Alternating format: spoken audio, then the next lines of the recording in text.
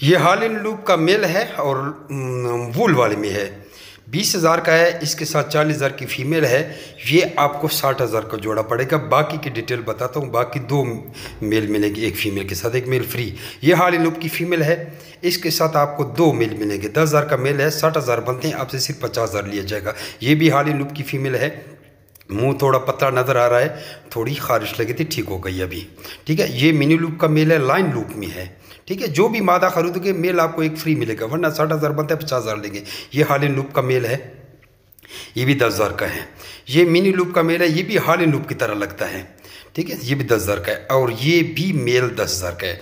तो इसमें ये पैकेज आपको दिया जा रहा है कि एक फ़ीमेल के साथ आपको एक मेल तो पैसों का मिलेगा, एक आपको फ्री मिलेगा, ताकि कभी भी आपकी ब्रीडिंग में रुकावट ना आए। बसा औकात एक मेल बीमार हो जाए, मर जाए, कुछ भी हो जाए, दूसरा मेल आपका रेडी होगा और आपकी ब्रीड जारी रहेगी। इसका और अंगोरा का बिल्कुल सेम एग्रीमेंट होता है। अंगोरा की वाइट के लेते हैं, लेकिन इसका जो भी कलर आएगा आपसे अंगोरा के रेट पर लिया जाएगा और अंगोरा जैसा ही आपसे एग्रीमेंट किया जाता है। वस्सलाम, खुदा हाफिज़।